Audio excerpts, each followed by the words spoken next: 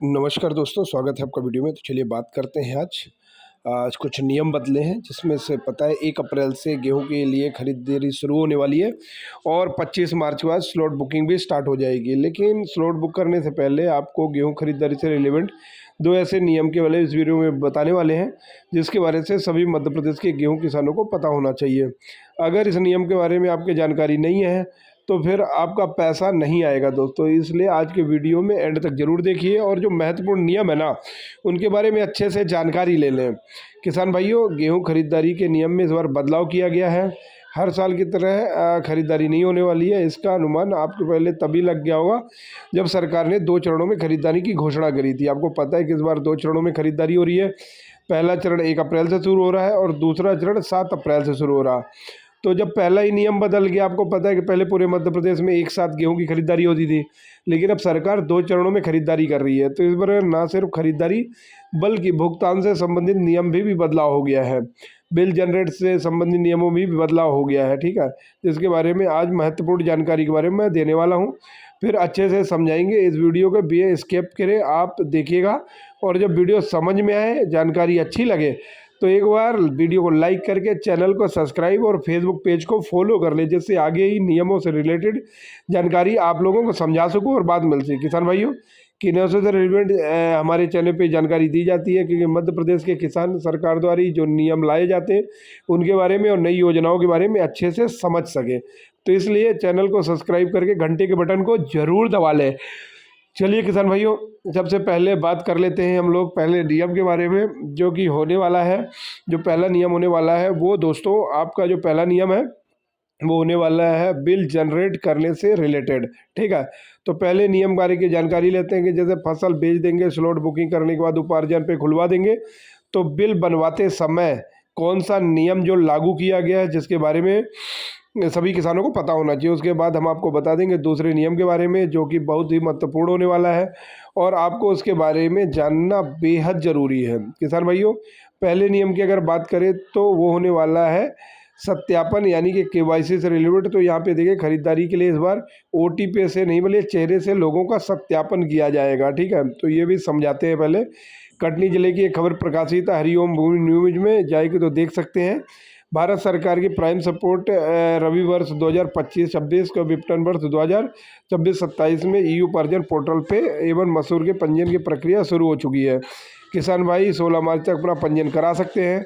तो किसान भाई अब यहाँ पे एक देखिएगा कि किसान जो अनुपस्थिति में तिल नॉमिनी बनाना बहुत ज़रूरी है। इस नियम के अंतर्गत किसानों को क्या करना है कि आपको पंजीयन आप कराते हैं तो नॉमिनी बनता है, वो नॉमिनी बहुत ज़रूरी है। अगर नहीं बना है तो कोई दिक्कत नहीं है, लेकिन जब बिल बनवाएंगे, आपको पता है कि पहले आप ओटीपी के जरिए अपना बिल बनवा सकते थे, लेकिन इस बार चेहरे से सत्यापन का सिस्टम भी सरकार ने लागू कर दिया है। तब इसमें होगा क्या कि जब बिल बनवाने जाएगा तब जो ओटीपी के जरिए केवाईसी सत्यापित होती थी, अब चेहरे से वो सत्यापन किया जाएगा, जो कि मतलब फर्जी किसान और ये अन्य किसानों के नाम पे जो पंजीयन का इस्तेमाल करके फसल खुलवाने के लिए जो सिस्टम था उसको रोकने के लिए सरकार ने ये नियम बना दिया है। तो आपको करना कि जब आप बिल बनवाते समय आपको उसी किसान को लेके जाना होगा जिसके नाम पे पंजीयन किया गया है। पहले क्या होता था, हमारे आधार से रजिस्टर्ड मोबाइल नंबर पे ओटीपी आ जाती थी और उस किसान से फ़ोन पर बातचीत करके ओटीपी ले लेते थे और हमारा बिल जनरेट हो जाता था। लेकिन इस खबर के अनुसार अब किसानों को बिल जनरेट करने का चेहरे का सत्यापन करना होगा। लेकिन अभी आपको बता दूं कि सरकार ने इस वर्ष इसको चना एवं मसूर के लिए लागू किया गया है। अगर गेहूं पे सरकार ये व्यवस्था को लागू करती है तो फिर सभी किसानों को चेहरा दिखा के सत्यापन कराना होगा, और सरकार अगर उपार्जन पर इस पर लागू नहीं करती तो फिर किसान पिछले वर्ष की तरह इस वर्ष भी ओटीपी के जरिए अपना बिल जनरेट करा सकते हैं। तो ये जानकारी। अगला नियम जो है दोस्तों वो आपके पेमेंट से संबंधित है। पहला नियम हमने आपको बिल जनरेट करने से रिलेटेड बता दिया था। दूसरा नियम जो है पेमेंट के बाद भुगतान से संबंधित जो कौन से खाते में आपका पैसा आएगा और वो कौन से में नहीं आएगा। तो इसके लिए आप देख लीजिएगा मध्य प्रदेश के info.org यानी मध्य प्रदेश सरकार की ऑफिशियल जनसंपर्क ब्यूरो का पोर्टल है। यहाँ पे देख सकते हैं जनसंपर्क मध्य शासन का है। इसमें जो खबर प्रकाशित है वो पूरी तरह से 100% सही है और इसमें कोई भी फेक नहीं है। यहाँ पे देख सकते हैं कि वेबसाइट पे जाती है, इस खबर को पढ़ सकते हैं।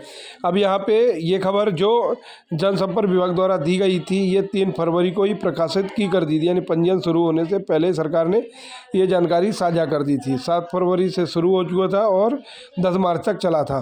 तो यहाँ पे आप देखेंगे पंजीयन से रिलेटेड सारी जानकारी यहाँ देखने को मिल जाएगी और इसी में आप दिखेगा उपार्जित फसल की भुगतान, ये तो बैंक खाता यहाँ पे देख लीजिए। उपार्जित फसल के लिए भुगतान है तो बैंक खाता, इसमें क्या लिखा है देखिए, स्टोर समझिए। किसान द्वारा समर्थन मूल्य पर भुगतान के आधार पर किसान के आधार लिंक बैंक खातों में किया जाएगा। किसान के आधार लिंक बैंक खाते में भुगतान आधार से लिंक बैंक खाते में ही डीबीटी के जरिए ही सरकार पैसा डालने वाली है। लेकिन ये नियम बदला गया है। इसमें किसान के आधार लिंक बैंक खाते में भुगतान करने से किसी कारण समस्या उत्पन्न होने पर किसान द्वारा पंजीयन उपलब्ध कराए गए बैंक खाते में भुगतान किया जा सकता है। ये भी पिछले वर्ष की तरह सेम रखा गया है। किसान पंजीयन के समय मतलब यहाँ पे देख सकते हैं कि किसान पंजीयन के समय किसानों को बैंक का नाम, खाता नंबर और IFSC कोड की जानकारी उपलब्ध करानी होगी। और यहाँ पे बैंक खाते, संयुक्त बैंक खाते एवं देखिए सबसे महत्वपूर्ण बात जो ये निकलने वाली है, यहाँ देखिए जो बड़ी ही बहुत ध्यान देने वाली है कि यहाँ पे लिए बहुत महत्वपूर्ण जानकारी है। यहाँ लिखा है ऑपरेशनल बैंक खाते, ऐसा बैंक अकाउंट जो फ्रीज हो चुके हैं, जैसे KYC नहीं हुई है, उन बैंक खातों को भुगतान नहीं किया जाएगा। इसके अलावा संयुक्त बैंक खाते, जॉइंट अकाउंट अगर होते हैं, जैसे कि किसी के माता पिता के साथ में जॉइंट अकाउंट होते हैं, भाई के साथ जॉइंट अकाउंट होते हैं, या फिर किसी परिवार के अन्य साथ जॉइंट अकाउंट कोई भी हो, उन जॉइंट अकाउंट में भुगतान नहीं किया जाएगा, ये ध्यान रखिएगा। और इसके अलावा फिनो या एयरटेल और पेटीएम, इन 3 बैंकों के खाते में भी किसान का जो गेहूं का पैसा वो नहीं डाला जाएगा, ये ध्यान रखिए। तीनों पेमेंट में रिचर्ड पेमेंट, पेटीएम पेमेंट, ये 3 है। किसान भाई बोलेंगे भाई साहब कि यार हमारा इन तीनों बैंक में खाता नहीं और कोई भी किसान इसमें नहीं है। लेकिन दोस्तों जब आप अपना इन 3 बैंक में अकाउंट खुलवा लेते हैं और तो आपका जो डीबीटी है वो इन बैंक में ऑटोमेटिक लिंक हो जाता है और किसान को पता नहीं होता कि इन बैंक अकाउंट में डीबीटी लिंक हो चुका है। क्योंकि जब आधार बेस्ड पेमेंट की शुरुआत की गई थी तो मध्य प्रदेश के बहुत सारे किसान ऐसे थे अलग अलग ज़िलों में जिनका पैसा में एयरटेल पेमेंट बैंक पे चला गया था और बाद में वो पैसा निकालने में काफ़ी मशक्क़त हुई थी। इसलिए सरकार पंजीयन से पहले स्पष्ट कर दिया है कि फिनो, एयरटेल और पेटीएम इनमें पैसा नहीं दिया जाएगा। तो अगर आपने अभी तक डीबीटी चेक नहीं किया तो एक बार MPSF वेबसाइट में जाके और अपना डीबीटी ज़रूर चेक कर लीजिएगा। वहाँ से आपको आधार नंबर डाल के चेक के OTP डालना और पता कर पाएंगे कि आपका जो मतलब आधार कार्ड है वो कौन से बैंक के साथ लिंक है।